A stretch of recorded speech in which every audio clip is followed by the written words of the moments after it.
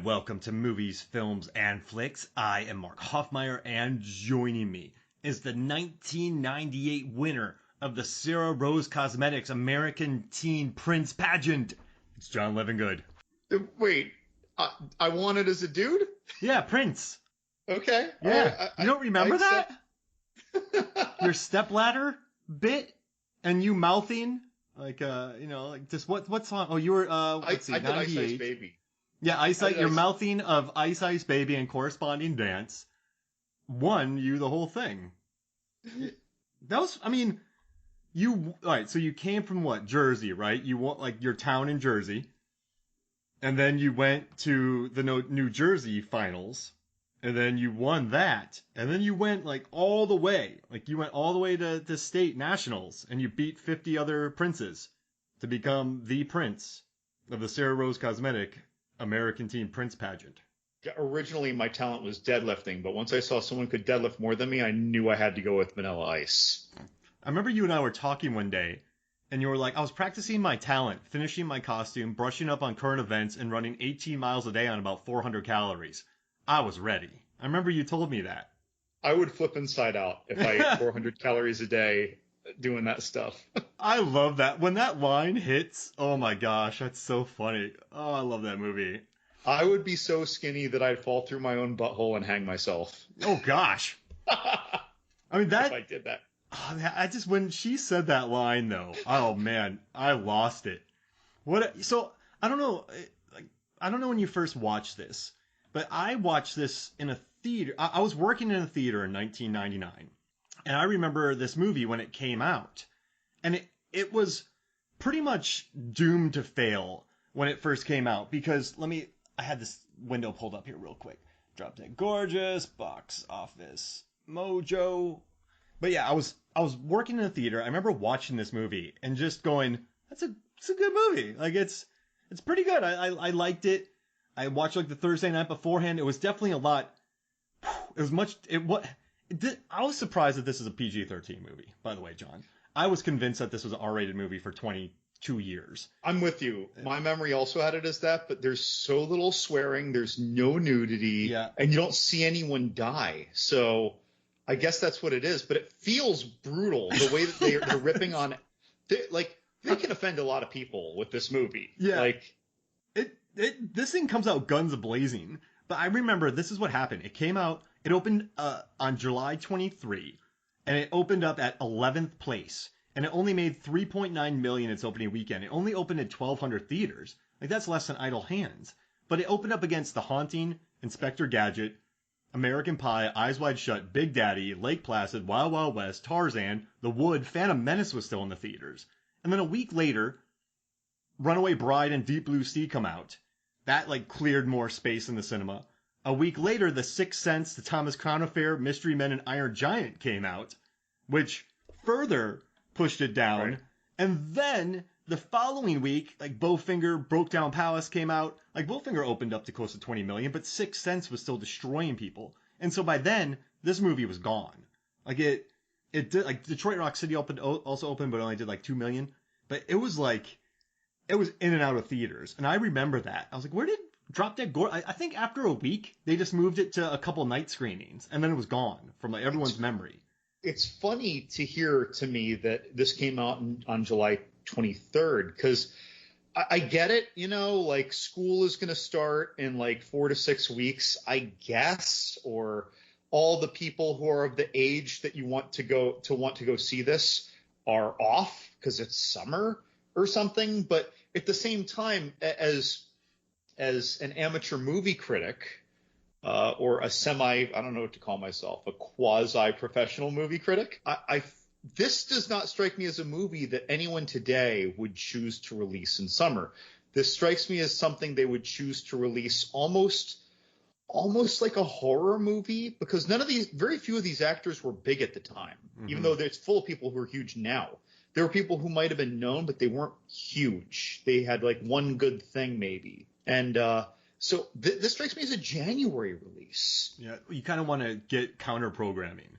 So you're kind of thinking we can't. I mean, this movie was put up against some big hitters, right? And And this is not a mainstream movie. This is an indie through and through. I mean, Kirstie Alley had her Cheers days. You also had Ellen Barkin in there as well, who had some credits. You know, Kirsten Dunst, she had done Interview with the Vampire and a few other movies, but this was yeah, this yeah, and it didn't have the A-list stars. It wasn't like a typical summer Denise blockbuster. Richards had Yeah, already from done like Tammy Wild the Things, she T-Rex. had it, and like Brittany Murphy was in Clueless as well, and I mean Amy Adams in her first role. But I just remember this, John. I remember watching it, and just I was 17, so I didn't like. I thought it was funny. I really thought Brittany Murphy was hilarious. The guy gets stuck in the car. That's funny. But this movie plays so much funnier now that I'm 39, and just watching this and just seeing the gags and the lines in this movie, and just watching Allison Janney own everything in this film. I get the sick humor of a Miller High Life can. Right. Miller High Life can melting into her hand. And then she lost her hand. And there was a scene where she was putting cigarette ash into that can that was melted onto her hand. Yeah. This is, and also, like you said, John, you made a great point. I think we both thought it was R-rated, but you don't see the people blowing up in the combine explosion. You don't. you just. The light falls on someone's head. You don't see the bullet wound in that kid's head who just gets murdered by the 30-aught. It's a big thing though is that there's no swearing, and it's even funnier that they don't. Look, I remember this almost like I remember a Will Ferrell R-rated comedy, you know. But they're saying the gosh darn, you know. They're saying that, and it's hilarious when they do that in this very. What's his name? David Guest, who did like Best in Show. Is that the name of the director? Oh, Christopher Guest. Oh, Christopher Guest. Like it's a very the delivery is very Best in Show, but the content feels like it's from an R-rated movie. But they just keep saying the gosh darn, you know, this, that, and the other. And so, and even with Amy Adams' sultry kind of sex pot characters scenes, it never goes too far. We know that she's always having sex with her boyfriend, but they never vulgarize it in dialogue, and they never show us her with even in a bra. Like it's, it feels like this was an R-rated movie just masquerading as a PG-13 movie. I mean, Denise Richards has a scene where. You know, so when Denise Richards was talking about this movie, and she said while filming the scene where she dances with, I can't keep my eyes off of you, like where she mouth sings her Jesus on the Cross dance, like Frankie Valli. She sings around with Jesus on the Cross, and people were walking out of the auditorium, extras, and people thought this was the most controversial scene. But when I watch it, it doesn't read as controversial to me, because it seems like someone who would play to the judges and the audience would do that. Like, it never felt, we are pushing buttons here. At least that's how I read it now, because it seemed like an earnest attempt to win votes, because her whole thing is, you know, like, they took a stupid rock and they put 4 beautiful faces on it. And she's just, talking about Americans and God-fearing and all this stuff, and then she's dancing around in total earnestness. And I love that moment, and it's just so, whew. I mean, this is a pretty daring movie, and I dig it. I love it. Yeah, you know, and that scene didn't necessarily. I see what you mean. Like, it doesn't come off as controversial as it would read on paper.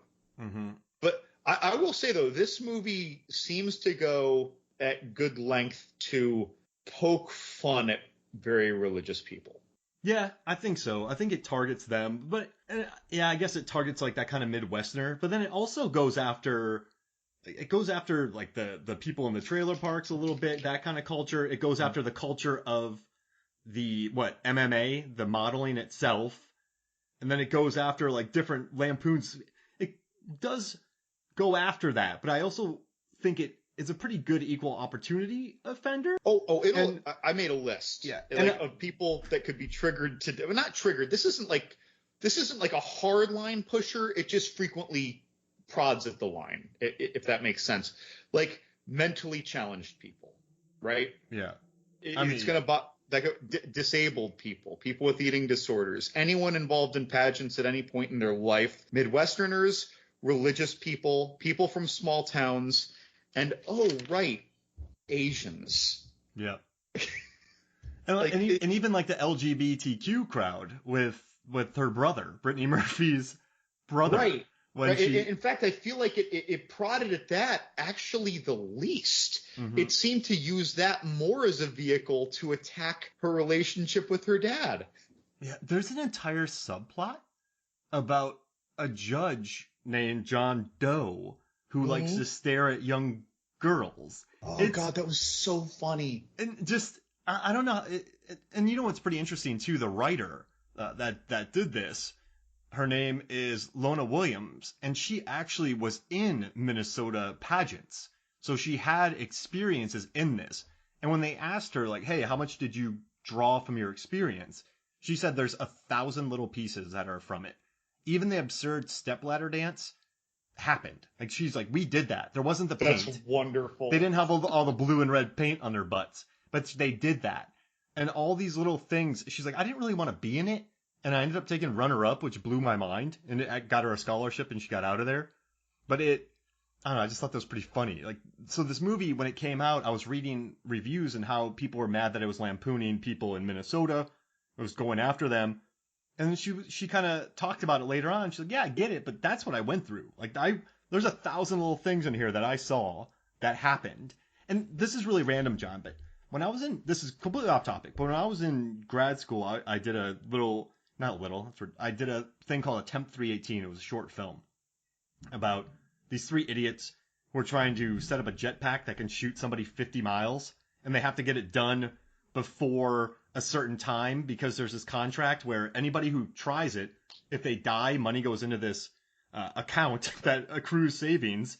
And so they're the last person to try it, and if they get it, they get all the money from all the people who have attempted to do it. But in that video, man, I had these explosions, narration, almost like the cadence. So I've seen Christopher Guest movies. I've seen Reno 911. That stuff I get. But the cadence because I wrote it, and just some of the gags in it with the explosions and all that stuff, I must have drawn from this movie and not known it. Because there are some similarities in this thing that I didn't even,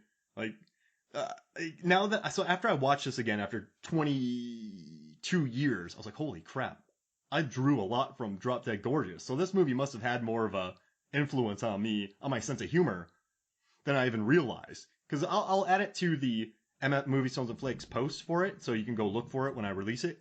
But yeah, man, this movie must have been pretty influential for me, because a lot of my humor skews towards Drop Dead Gorgeous in a way. So when you see I've remembered at least some iteration of some lines of this movie.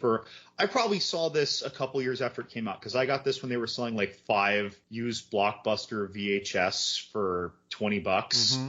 That's how I got that when I was an undergrad at UF, like early 2000s. And that's when I saw this. And I probably watched it once, maybe never again, unless it was like half of it on HBO. And so it's been almost 20 years for me, right? But I remember, Father Daniel's been hitting the sauce pretty hard. That's why we use grape Kool-Aid. We good Lutherans use grape Kool-Aid for the blood of Christ. Like, I remember kind of a version of that joke, although not quite exactly. And when I'm watching this again last week, it's like, oh my God, that's what this is from. And there's another line that, believe it or not, I swear to God I remembered, was, she's skinny, not deaf. And again, that line stuck with me, and I didn't know where it was from.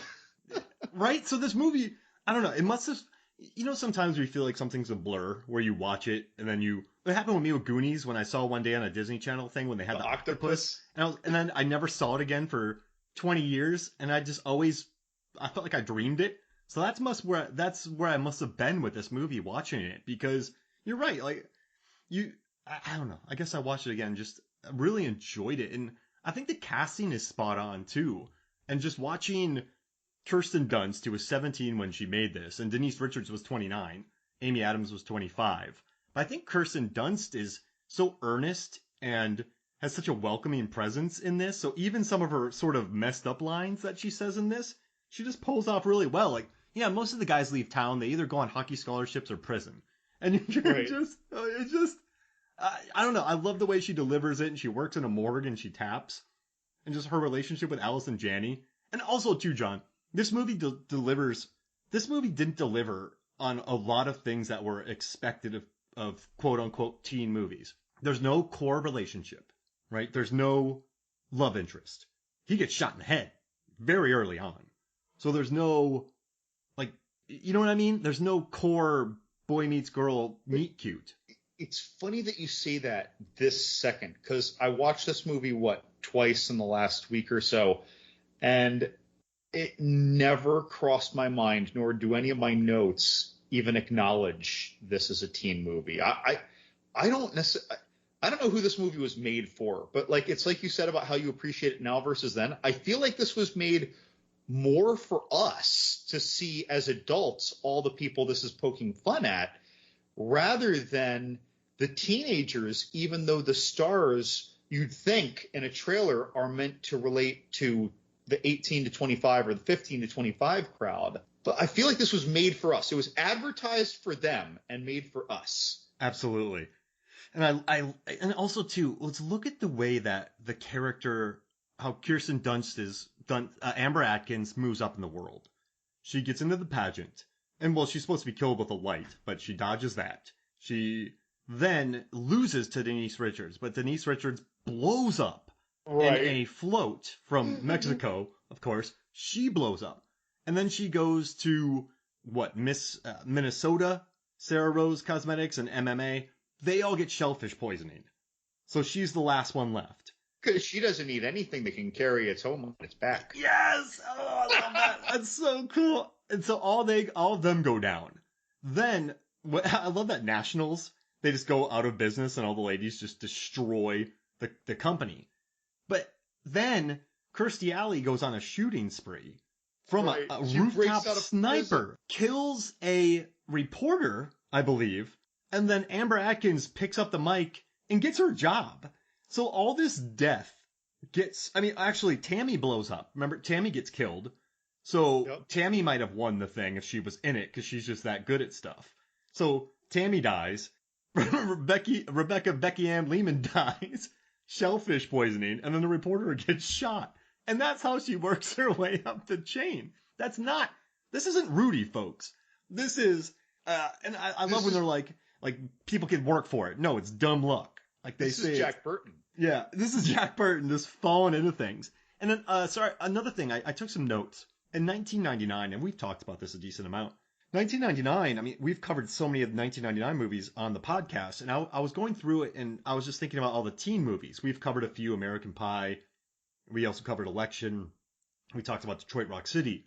But I was going through, and late 1998, they had The Faculty that came out. Then it was Varsity Blues, which opened at number 1.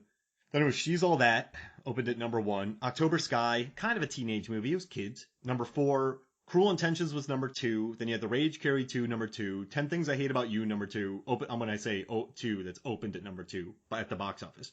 Never Been Kissed, opened at number 2. Idle Hands, number 7. Election, opened at 5th. American Pie, opened at 1. The Wood, opened at 6. And then you have this movie opening up at 11. So this is July, and you've had this many teen flicks coming out. So I wonder, I know this was only released in 1,200 theaters, and a lot of people, the marketers didn't really know what to do with this little film, but I wonder if there's a bit of, teenage fatigue, because I bet you by this time adults are like, holy crap, there's so many of these movies coming out. I'm not going to go watch it, because it's lumped in with American Pie and all these, and so adults are like, I'm going to avoid this. Like, this is a teenager flick. And then teenagers didn't go watch it, because it was dumped at the end of July in 1,200 theaters and gone. So I wonder if all those elements combined, plus really negative reviews, I don't really understand nowadays, like combined to really just bury this picture. I think this is brilliant. Yeah. What were people? Do you think it was fatigue, John? Do you think people were just like, She's All That, Cruel Intentions, 10 Things I Hate About You, Never Been Kissed, Idle Hands, Election, American Pie? I'm exhausted. I'm exhausted from teen flicks because there was a very angry agenda against this movie. Like, you read some of these reviews, It's so painfully unfunny. I'm like, what movie were you watching? This is funnier than any of the movies you mentioned. Almost. I know, but like there had to have been a fatigue, or I mean, this was jumped on. So I just think it maybe maybe if this was released of January of that year, and it wasn't in the summer, and it wasn't before or after all these movies, if people would like it more. Because I don't know how you watch this and go, this is not funny. I do totally get, because I've been a victim of it. There have been a lot of movies where on my first watch, I never liked it. And then whether you suggested it, 10 years later or 5 years later or 1 year later, or we discussed it on the pod, there have been plenty of movies where I remember just disliking it. But in hindsight, I didn't know what it was. I thought it was something else, and I arrived for something else and just didn't get it. And so if I arrive for this uppity teen comedy and I get a lot of smart, adult, heavy-handed satire that maybe wasn't delivered even as much as the trailer suggested, even though it's very clear in the trailer. Like, I don't know, maybe I just thought I was going to watch something else. I had myself mentally in a different mood. But then once I know what a movie is and I watch it again, I'm like, this doesn't bother me. And once the things that bothered me before don't bother me, it opens the doors to enjoying other aspects of the film. And that might be one of the biggest problems. I'm not attacking anybody here, but one of the biggest problems with new movie reviews. They are being reviewed by someone who saw it once, probably without properly knowing what they were getting into. When we review a movie, not to say that we're better than someone reviewing movies for a paper, right? But when we review a movie, first off, we watch it more than once. I can't always. Sometimes some new ones you can't. But for the most part, right? For the podcast, for the podcast, got it. Yeah. What we're doing right now, we watched the movie more than once, and not only that, we had seen it before, and we decided, let's record on that. Yeah, that's a great idea, Mark. I haven't seen that in forever. Let's do. And then we watch it with fresh eyes because it's been so long. Even though we don't remember much, we're just more open-minded about what we're doing. We didn't pay $20 to go see it at the IMAX nowadays. We just got an $8 Blu-ray, and it was very casual, and we can watch it twice. Again, we can really find its feeling. And do a lot of research. And there's been more time for 20-year articles to come out, and it's had time to become a cult classic and reevaluated, right? So that's been good for us. And we get to enjoy looking at what these actors have done since. I think this is Denise Richards' best performance. I don't see where she's ever been utilized. I want to agree. I don't think I can come up with anything that would counter that. Because I think Dunst did an amazing job. Oh yeah, too. Just her earnestness and just watching her like that. There's a wide shot of her going down a picnic bench and then tapping on the side of the road. And the tapping down the side of the road. That scene stuck with me for 20 years. And then I watched again. I'm like, with the music going and the editing, that was really an electric, affecting scene. You know what's interesting about her character, too, is that I think you and I, and correct me if I'm wrong, I mean, we watched the John Hughes movies of the 80s. We watched the movies of the 90s. We watched the TV shows of the 90s where there were nerds. There were poor kids who were bad. There were jocks versus socias. There were the Breakfast Club, the richness of like the John Hughes world. And then we get Kirsten Dunst's character, Amber, who lives in a trailer park, is totally happy with herself, loves her mom, has Allison Janney hanging out. She's working all the time, totally comfortable working. She's cleaning plates, and this guy's like, hey, do you want to hang out? Like, do you want to go, let me take you on a date? That's something, she's all that year. We had paint-stained overalls. And then we had,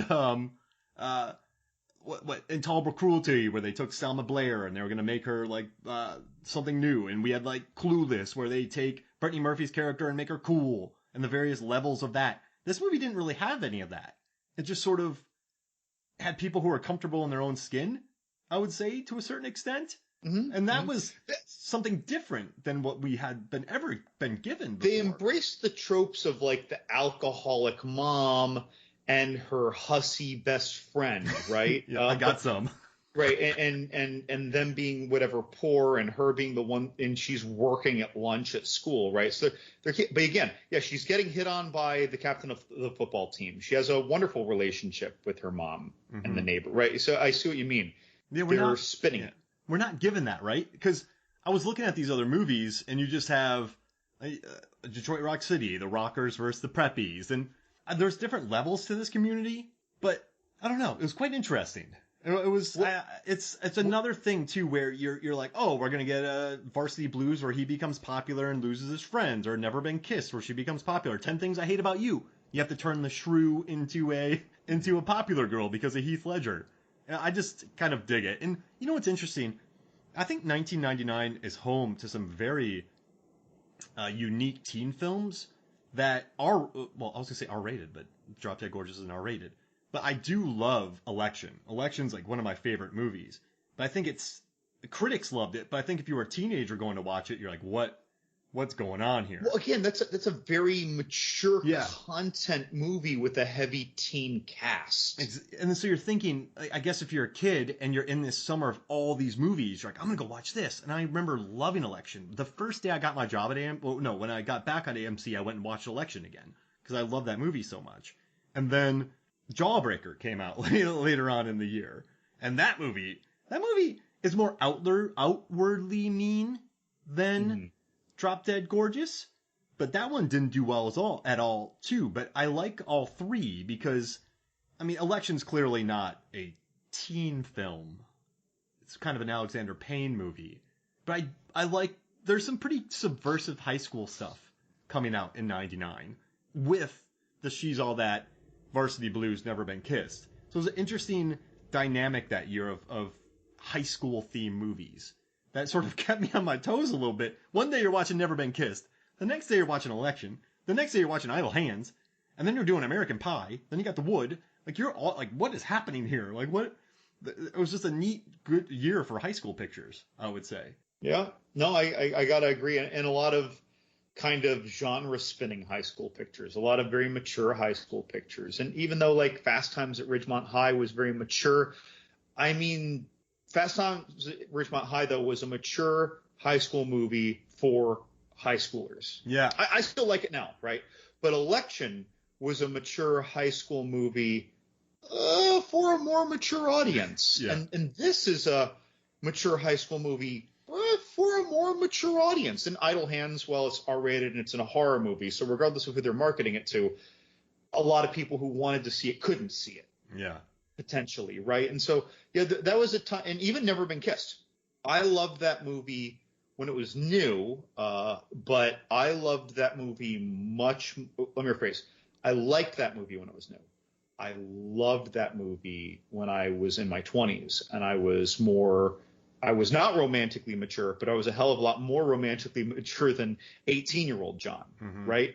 And so I really appreciated the Drew Barrymore character while still being young enough to continue relating to the high school characters. So the Drew Barrymore and the teacher character, I was relating to everybody and in real time. And it wasn't like where you're watching Varsity Blues now and you're relating to the parents and the kids. No. I mean this in the sense of like in real time, because one's just past me and one's just behind me. And so there were a lot of movies like that then. I don't think there were many movies like that in the early 90s or the 80s. They were teen movies made for teens. Yeah, like Breakfast Period. Club. The end. Yeah. Yeah, right. Regardless of how good they were or smart they were or sincere they were teen movies made for teens. These are other things accidentally masquerading to the public as teen movies. Man, that's why this movie, right? And I gotta say, on top of it being quite subversive, and also there's a scene where Kirsten Dunst pushes Denise Richards and says, "Bring it on," and that made me very happy because like 2 years later she's in Bring It On. But I love the scene when they're like, "Oh, say the states in alphabetical order," and then she starts off, and at the end she just nails it. I love how just alive that is, and how she just knocks that out. And I love how Frau Verbisna from the Austin Powers movie, Mindy Sterling, when she's talking on the mic, it's just too high for her when she does that. And I don't know. I just and also there's that scene where the one lady gets hit on the head by the light, and like, oh, she's totally fine now. She's deaf and she's loving it. You're like, oh my gosh, that's a side, like that's like just a random line. And also, I think Brittany Murphy had done some movies by this time, but she is so funny in this movie. Her laugh and just like her overall demeanor. Whenever she's on screen, it makes me happy. And I feel like she exaggerated a few aspects of her Clueless character to hone in on this character. It was perfect though. Yeah. I don't know how. And listen, I think that's a testament too to the critic, the writer Lona Williams. She didn't really have the best time on this movie. I guess she didn't get along with Michael Patrick Jann, and he said in an oral history, he's like, yeah, I wasn't the best. He's like, I was kind of a 26-year-old thinking I knew everything. And so they also gave her the writer. I don't know if you know this, but she's one of the judges who never says anything. That's the writer. Oh, of this she's movie. the meek woman who gets misogynized by Mr. Lehman in the store. Oh gosh, she slaps her, and then she's like, she wrote her role with some lines, and the producers took the lines away from her because they didn't want to pay her that much. And then Michael Patrick Jann, I mean, this guy's gone on to do so much TV, and he directed over 90 episodes of Reno 911. I mean, this guy, he went on to do he never did another movie again, but he just moved on to TV, and he went, like, I think he honed his skills on Reno 911 after that. It's funny, but I can see that. You know, a lot of times people will view that as choosing the work for consistent money over choosing like something, you know, bigger. But look at his skill at taking something that you just assumed was rated R and it's not. He was Comedy Central's dream man at the time. Like that's who you want for these things. Because he told a PG-13 movie that felt like an R movie. So imagine what you can do on TV. You can make a TV PG movie or TV PG and make it feel like a TVM. Right. And I guess once again, this movie, it's just all right, how about this? Let's take a quick break. I'll recenter my thoughts, and when we come back, we will talk more Drop Dead Gorgeous. We'll be right back. Welcome back to Movies, Films, and Flicks. And talking about random moments in Drop Dead Gorgeous, the wrestling scene where Kirstie Alley has coffee in bars, just waiting for people, and the wrestler comes up to her. It's such an hey there, Tommy. Yeah. You're looking pretty good out there. Oh, gosh. Hi to the folks. Yeah. Oh, it's such a random scene. And then when Kirstie Alley, it was like, what are the names of, every year, what has it been? Well, USA, okay. A mayor, I can. You're just, oh my gosh. And she was so proud of it. Oh, man. Some people ask me, like, how do you come up with this stuff? And I'm like, I don't know. I guess it's like a gift from God or something. Oh, man. And I think she's I think she's funny in this movie, Kirstie Alley. I read that she didn't really want to do the dialect coach, but these are not direct quotes from her, so I don't want to say that exactly. But I don't know. I think you know this, John. I have a lot of family in Minnesota, and I also have a lot of family in Iowa. So, I mean, they're right next to each other. And so these accents, I'm not going to say I don't know. They're not bad, I think. They're not as bad as like they're not as bad as some of the bad Southern accents that I hear in movies, if that makes sense. I think Kirsten Dunst did a great job. She delivered what I would call a thick accent with soft delivery, because it was almost like when you compare someone doing an exaggerated Irish accent to a softened Scottish accent, if you know what I mean. Like, oh yeah, it's lovely. You know, like this, I can't do it, but you know, it's softer versus someone just doing this drunk Irish farce. And so she did her accent very soft, and you know, when her sincere moments during her video testimonials, she's like, oh yeah, it's great, but I'm doing it.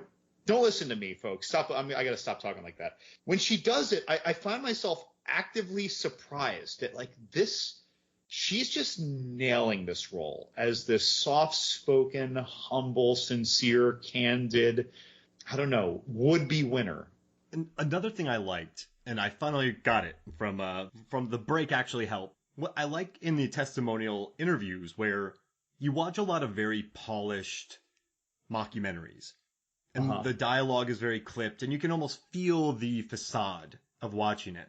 What I like about Drop Dead Gorgeous is you can hear a lot of the like the characters when Kirsten Dunst is talking. She's like you get a lot of the breaths in there. You get a lot of it's not as polished as some of these other mockumentaries are. You get the kind of heavy breaths in between. It does feel quite natural with the breathing in it. I know that sounds crazy, but when you watch as many movies as I do, and just hearing the breathing in this movie, and I don't know if they did it on purpose or what the mic situation were. I mean, maybe did they have the cops' microphones? I love that bit. But I thought the kind of deep breaths in between talking, it showed that these people weren't professional actors. They weren't professional contestants. I thought that was an interesting touch that added to the authenticity of it. And also they shot out in Minnesota. I think there is a certain authentic look to this. This isn't California as Minnesota. So I think overall it's not, there's a certain authenticity to that I like, is what I'm saying. Like it never, I don't know. But I don't think, do you think it feels, a lot of people didn't like that it was kind of insensitive to Minnesota. But I think it was just more certain characters that they were going after. This is insensitive to so many people. And I don't think it's insensitive to Minnesota. I think it's insensitive to Midwesterners, small towners, religious. There are bigger blankets of people to whom this is deliberately poking fun, sometimes harder than others, right? The whole lifestyle. Minnesota, though, specifically, I never felt that. And not that I'm from there. I love the Minneapolis. Like, she's up in Minneapolis. Like, it's and we're gonna stay in the airport. Howard Franklin. Whatever it was. What was it? Howard Johnson. The airport Howard Johnson. And she was so excited that she'd be staying the night at a hotel. And we don't have enough money. But oh man, that's just yeah. But it was earnest. I don't know. And like Allison Janney's character, it was her idea to be really orange in the film. I loved her in this movie. Just the relationship that she has. I swear, Allison Janney, she's never an A-lister, right? But she is one of the most glowing B-listers that there is. Like, she's the supporting actor that you remember more than the star in many cases. And not that there's anything political behind this, but her role in The West Wing, I watched that before I ever gave two shits about anything political in my life. I thought that everyone in that show was very good, like Rob Lowe, seeing him in a serious role, but she just was amazing in that. And then total polar opposite kind of character, amazing in this before that show started. And she and Ellen Barkin had a wonderful chemistry on screen. Yeah. Like you felt like they really were friends who lived 3 trailers down. And so even when they're just doing a funny bit, it felt natural. When Allison Janney says, hey, you want to give me a ride home to my trailer? And Ellen Barkin's like, don't fall for it. She's just 3 trailers down. She's like, yeah, whatever. It'll be a short trip.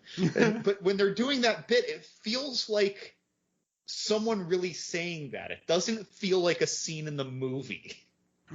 And they hired some really legit actors. And Ellen Barkin, she got to have so much fun just being, I guess, drugged up for most of it. Probably more, I don't know, painkillers. But just watching her character, like she never, even when she loses her hand, she still has this dignity about her. Like she doesn't seem to let anything really get her down. She's at her best. It's like, what are you doing over there? The doc said to try to practice with it. And she's like stabbing the claw at her beer. And then she pours like the 2 ounces that don't spill into a glass. She's like, I got it. Yeah, so proud of herself. It's an interesting attitude, though. It's something that, once again, we're just not really used to. Like she just the attitude is still there even without an arm, and she won't be able to probably cut hair too much because that was her job, and now she has Mark, that's her scissors holding hand, and she's probably still clipping orange Allison Janney.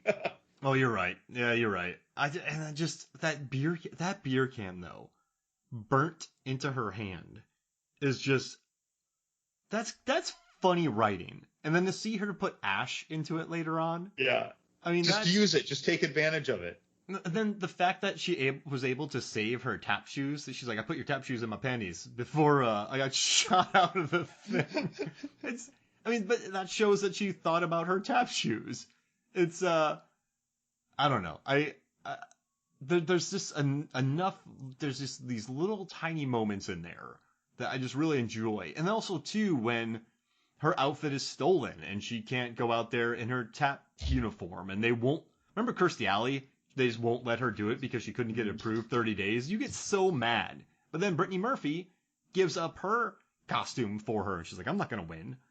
And I like that little touch. And aside from Denise Richards, all of them seem to get along in that contest. It wasn't a kill or be killed world. I mean, you had, like, they all seemed pretty supportive of each other. It's nice because that was very much most of the characters in Miss Congeniality as well, where most of them were very supportive of one another. There were just like, there's just like one character. I don't remember that movie super well, but I feel like there was just like one person who was standoffish, who was just there to win, but overall they're just all there to help each other. Mm-hmm. It's refreshing, right?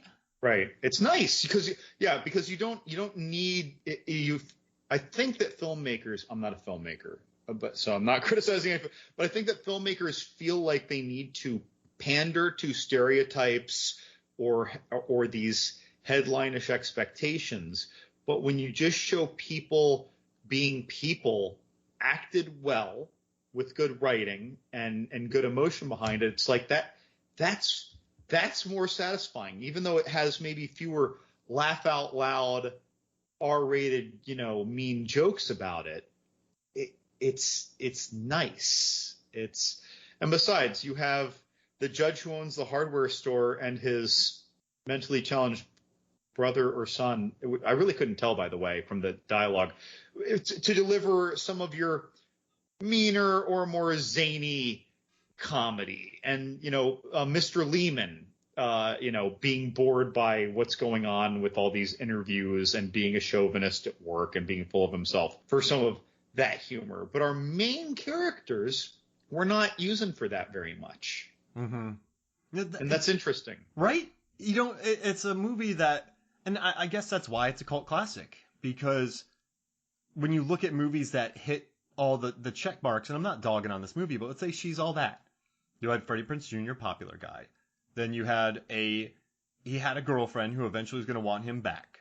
And then you have a dare to go get a girl. They actually fall in love, but then there's a secret.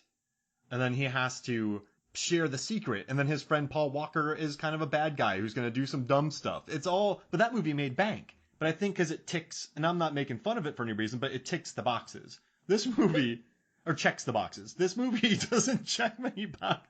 She's All That is a movie that gets a little more tiresome as I get older, because now with every viewing, not that I've seen it many times recently, but with every viewing, I would kind of see through a lot of the writing more readily as I got older. Whereas when I was younger, it's just a fun movie. Okay, it's a fun movie with some cliches. Okay, it's a fun movie with a lot of cliches. It's like, okay, well, I like these actors, so I'm going to rewatch this anyway while I'm folding laundry and I'm 28.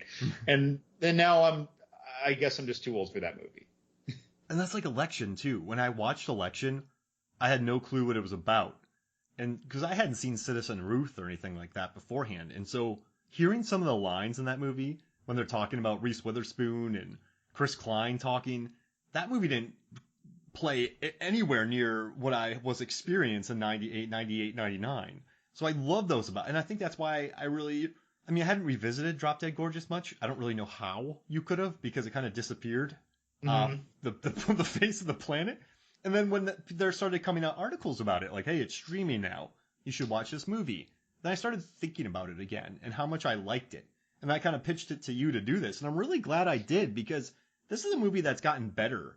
Because, listen, at 17, you're a smart kid, but like a lot of the gags about the overall contest, or the whole like thing with Mary Johansson, the champion from last year, with her bits, I guess I would laugh on like a superficial level. I wasn't I'm totally with you. So 18-year-old John would not understand why the former queen was breathing so heavily. Mm-hmm. Right? Because 18-year-old John, had not seen a family member go through, say, terminal cancer or something that's extremely permanently exhausting, right? And now he has. But that's funny though in this movie. I'm not saying it's like not. I'm not saying it's insensitive in a funny way. And I accept it. But at this end, like there are a lot of things. So okay, when there's a testimonial of the 1945 Miss Montrose. And she's explaining, and I don't remember the name of the food. It's not lutefisk. Fish. Lutefisk. Okay, and what is it now? Lutefisk. It's salted. Okay, and she explains lutefisk. Yeah. It's cod that's soaked in lye for a couple weeks. It's heavily salted, best with a lot of butter. And you're just like, this sounds awful. It sounds like you eat this to survive long ship rides from continent to continent in the 1800s. And the butter just makes you not notice any partially rancidified meat. She delivers this with a straight face. This former beauty queen who's now pushing 70, and it's so charming. And that's the kind of scene. She had to melt her statue. Right, and that's right. Her tiara. Yeah. For her crown. Yeah. Right. For scrap metal for the war. That was lovely, by the way. They didn't even let me keep my crown. but you know, 18-year-old Mark and John probably saw that scene and laughed because this lady's old now because we're 18, and it's like, I don't know what that food is. Sounds weird. Again, but we get it. Now we get all these things. This wasn't written for. This was written for 40-year-olds. How old was the writer at the time? She was in her 30s. So yeah, this is definitely aimed for a 30-ish crowd. She wrote that though for her and her friends from college. The Generation Xer movie. Right. It's smart. It's edgy. This is written as if it doesn't care who gets the humor, even though it's not highbrow. This is really good. And 22 years later, there aren't really any think pieces out there going, this movie has aged terribly. They're like, this movie at 21, 22, what do we think about it? Has it aged fine? And everyone's like, yeah, it's funny. So it's interesting. You know why? Why? Because this movie didn't feel like it was 22 years old. Yeah. Yeah. This movie, other than seeing a camcorder in John Doe's perverted hands, other than that, like this, and other than seeing someone, like talking about a VHS, but momentary things, this, you could have changed a few 2-second clips in this movie, so brief, and you would have believed this was current. Absolutely. This is very timeless. So I do a lot of field biology, and when I do, you go to deliberately remote places. You go to the Ozarks in Arkansas or the Ouachitas in southern Missouri. I'm not going near St. Louis. I'm not going near Fayetteville. I'm going at the Mexican border in Arizona. I'm going to the Guatemalan border in Mexico. So wherever I go, I'm going to deliberately remote places. And when you do that, time doesn't seem to matter as much. And it's not because anything is primitive, and it's not because people don't have DVD or Blu-ray players or 4K players. But there's just something about these communities that feel more genuine. They feel like they're not part of the homogenous East Coast big cityness, right? Yeah. Where it doesn't matter if you're from New York or Boston or Philadelphia. If you went to college and got a graduate degree, you probably don't have an accent. You just sound like some Northeasterner who talks fast, right? People from these small towns, they feel like they're from somewhere with character, right? Not in a funny way, but it's easy to capitalize on it. And so because of that, again, like if you've been to small towns, if you've gone to remote places, this just feels like it could be now. And that's pretty cool. With toddlers and tiaras out and all those shows coming around. I mean, it feels like this is a world that still exists. I mean, in the most farcical way, though, look at the sensationalization of Honey Boo Boo. Yeah. Right? It's like, and that was, what, I don't know, 5 or 8 years ago. I have no idea. I never watched it. But that's very much our time. And crap like that's going on. Or this feels like it's the Real Housewives of Mount Rose, Minnesota, except you're just seeing them in pageant week. Oh man, I also love it too. So the ending, I like how just kind of bleak but funny the end. Yeah, she moves up, but she moves up because someone gets murdered. And actually, the original ending was too dark. In the original ending, Kirstie Alley hangs herself in prison, and you just see her feet dangling. That's all you see because she killed herself. And then the lutefisk librarian is the one who starts shooting from the roof. Oh no, I wouldn't want to see her turn into a killer. And then so eventually they reshot it and they put Kirstie Alley up there because, you know what's wild is when people saw that Kirstie Alley hung herself, that was sort of the straw that broke the camel's back in this movie. That was the thing that felt really mean. Like she gave up. Because a lot of characters in this movie don't really give up. They don't have that suicidal tendency. You have, yeah, sure, you have Mary Johansson, the prior champion, but she still seemed very happy. People die. She's getting her hair brushed right off of her head, and she could die any moment. Yeah. But it actually doesn't feel dark. Yeah, everyone, their positive attitudes sort of shine through. A couple characters don't. But yeah, I guess when Kirstie Alley hangs herself, that's a completely different mindset. And so this movie still is quite mean, but it's very smart and likable in its meanness. But a hanging scene, that makes it more real, I think. And I understand why they reshot it, because that's, you laugh when the reporter gets shot in her neck and Kirsten Dunst just pulls a straight up mercenary role and picks up the mic and starts talking. But the camera never lingers really on the fact that someone was killed. Instead, it's like, look at what Amber Adkins is doing. Yeah. And look at her shining, right? It's a background kill. It's a kill that it's almost like it doesn't count as a kill. There's no gravity to it whatsoever. Whereas what you're talking about with the Kirstie Alley scene, as you're just telling me about it, I feel that gravity. I don't want that character to die.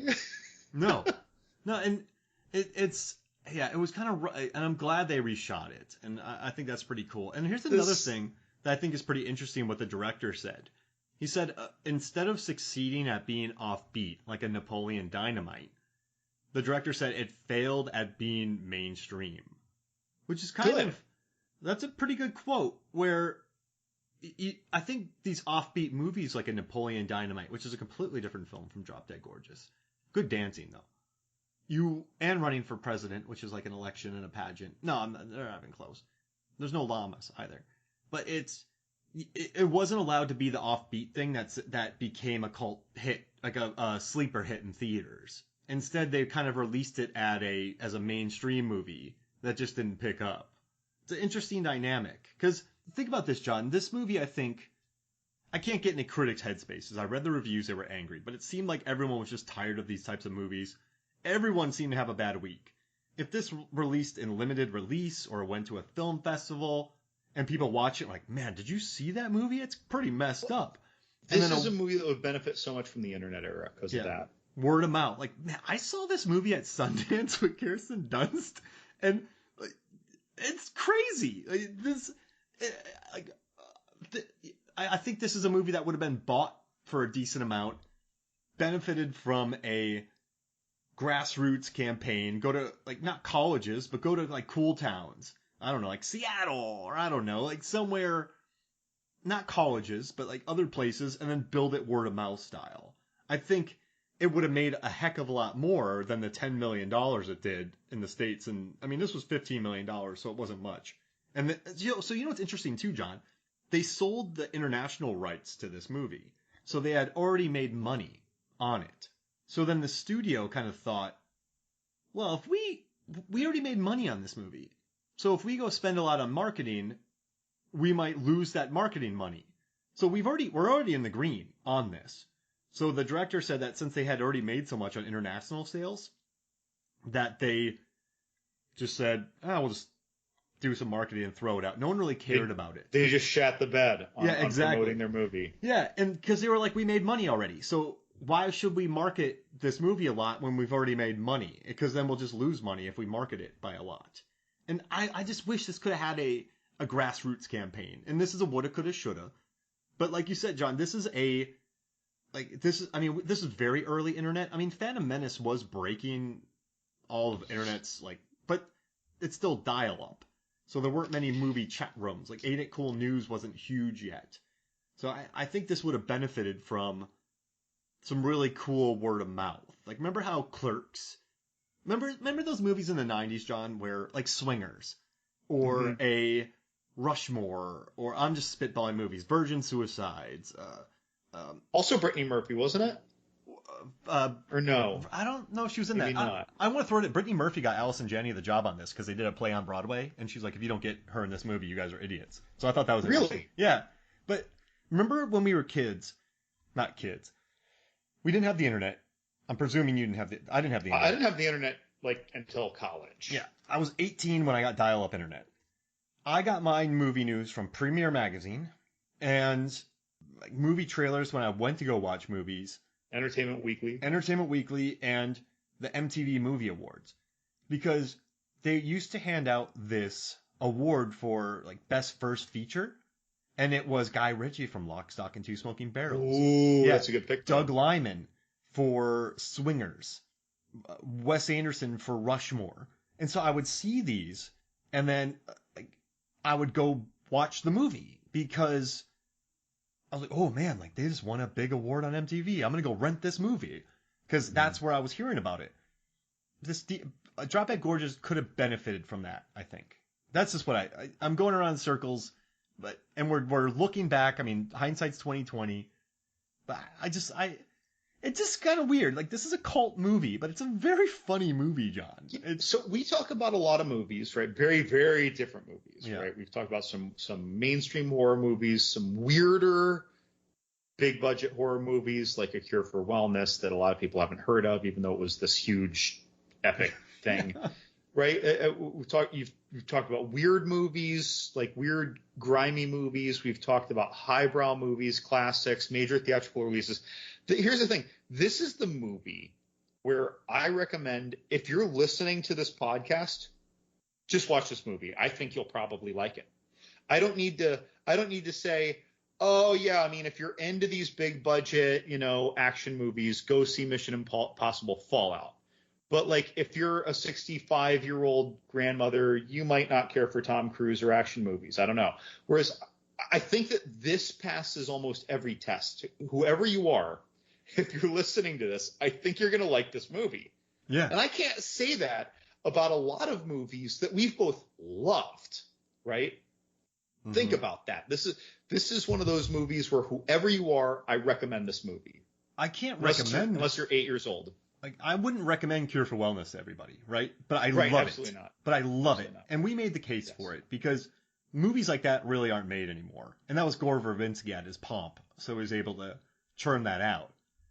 But this one, yeah, I mean, it's PG-13, so it's not going to super rub people the wrong way. It's not, you watch some of these R-rated cult classics, like a Donnie Darko, which is not a comedy, but hopefully you get what I'm saying, where you find these cult classics. Some of them have a pretty big edge to them. Like Dazed and Confused, that became a big cult classic, but I don't think a lot of people are going to love Dazed and Confused. This one, though, there's enough there on every level to laugh. Well, and I'll even say, so there are a lot of boxes that you would check for categories that normally come with trigger warnings when people review movies. Even though this checks all those boxes, I don't feel like it goes hard enough to really piss many people off. You know what I mean? Yeah. Some people have no tolerance for making fun of the mentally handicapped or for making fun of religious people. But the angle that they apply to it, it's that the mentally handicapped person is mostly testing the patience of his, again, father or brother. Can't tell from the movie which it's the his brother, case is. Because he's like, mom, we don't have mom anymore, right? So he said that, but sometimes old school people will refer to mother as their wife, the mother of the person to whom they're referring. Mm. You know what I mean? Like, oh, well, mother's still this. That's more like a small town or an older era talking thing. So again, it threw me a bit. But either way, so he's mostly antagonizing his brother, though, and it's very funny when he does it. And when they're making fun of religion, most of the making fun of religion, or not most of, but a lot of it is actually directed at one religion not liking another one. Yeah, exactly. Like, we're good Lutherans. So, it's like, in a way, if you're a Lutheran, I don't know, you might appreciate it or you'll be annoyed. I don't know. But if you're not a Lutheran, you might just think that this isn't talking about you. And regardless of that, you might just think this is small town religious people. And if you are a small town religious person, you might appreciate the Kool-Aid reference. I don't know. It just doesn't feel like it's trying to be mean. It feels like it's trying to be funny. Mm-hmm. But even though, again, it checks like 18 boxes of things that nowadays would come with trigger warnings, they just don't pull the trigger.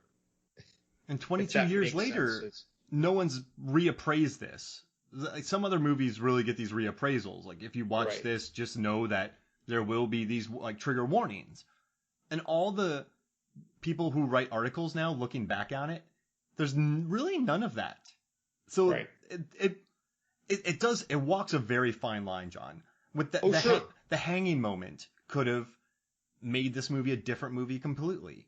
A couple really darker jokes or meaner jokes could have made this movie a completely different experience.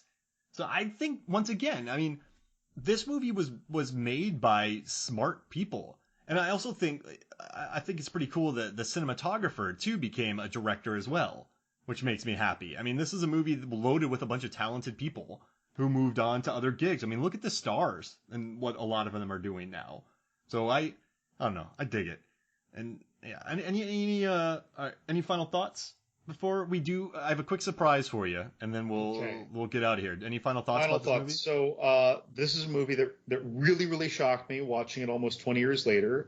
If you're somehow not sure what this movie really is still, I'm going to say it's Fargo meets Miss Congeniality covered with 18 pounds of Best in Show. Yeah. So really, this is more than anything like Best in Show, in my opinion. But it's a great double feature with any of those. I don't know. I'm going to say again, whoever you are, if you listen to us and you find us remotely entertaining, I think you're going to like this movie. Period. The end. It has a good spirit. Period. The end. Like, that's it. I love it. All right. So how about this, John?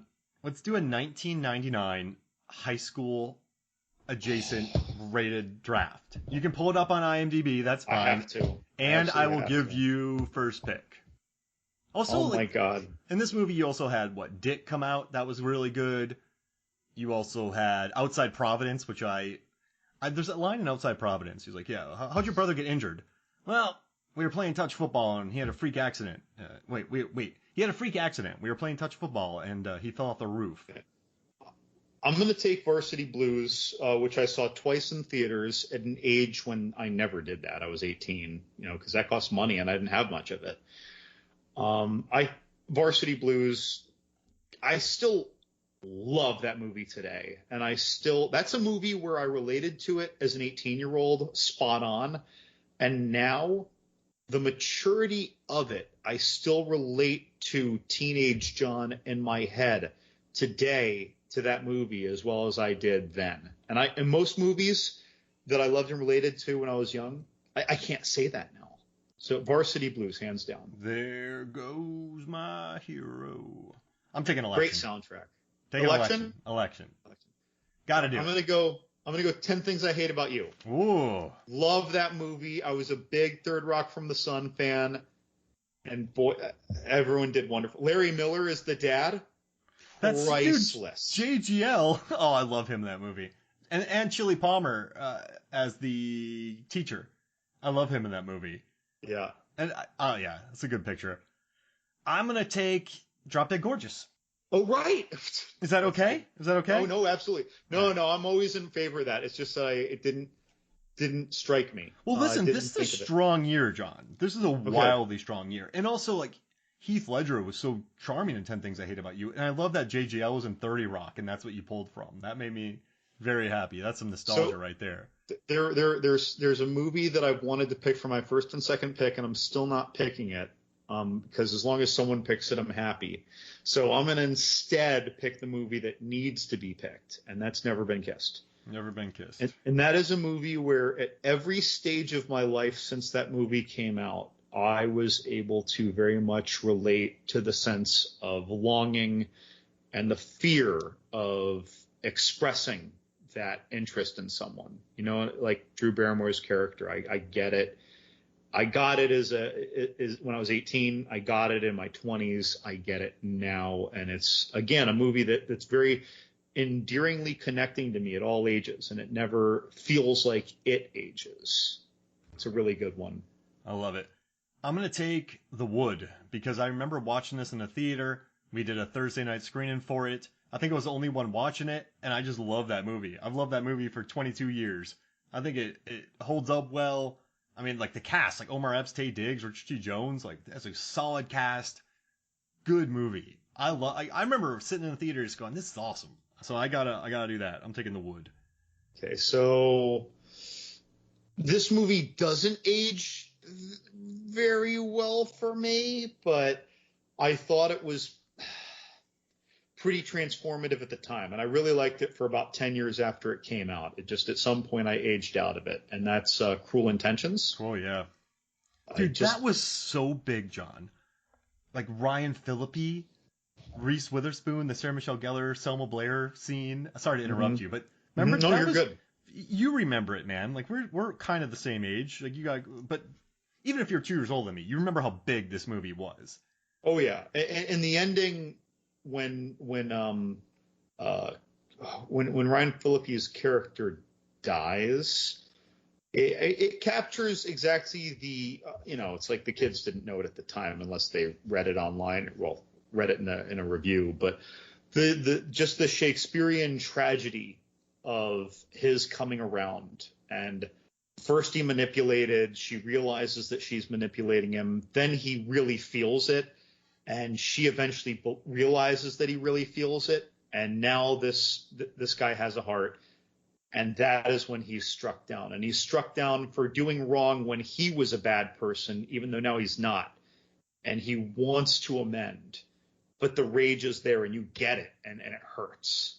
So again, I can't watch that movie now though and enjoy it. I really can't. Just a few scenes will sit well with me, but that was a strong movie. So, all right, dude, that was big. That was a big movie, and it was well acted. I mean, you had Reese Witherspoon, Sarah Michelle Gellar, Ryan Phillippe. Like they crushed it. I don't know how you haven't picked a certain movie yet. I feel like you're going to pick it now. I'm going to say Outside Providence. You still haven't picked it. That's a good movie. I forgot all about Outside Providence. Remember? I love that line. I know I've said it. I just said it ago, but it was like when he was young, he had a freak accident. We were playing touch football, and he fell off the roof. And I love how he gives Amy Smart the necklace from the dentist that holds on to the clip. Like that was the thing he gave her. And just his friend's name was Weed. And Alec Baldwin is the dad. Yes. Oh, he was great as the dad. It bums me out that it's 51% because that's another earnest picture though that you watch. Like Sean Hardesty, he had just came off of The Faculty, but his character is just so earnest in it, and I love that about him. So I'm taking Outside Providence. It's an outside pick, but I'm going for that. Okay, now I'm going to pick the thing that I was holding off on for 4 picks, and that's American Pie. I adore American Pie. I can't stress enough how much I still enjoy just on a Sunday afternoon when I'm cooking. If that's on HBO, wherever it is in the movie, I'll throw it on, including part 2 or the other sequels, sure. But we got to watch American Reunion because Mark Hoffmeyer's a character in that one. Well, but again, any of those movies, I usually just throw them on like when I'm cooking, when I'm folding laundry. I don't even need to see what else is on. I'm just like, yep, that. But the first 2 to me are so priceless, and they hold up well.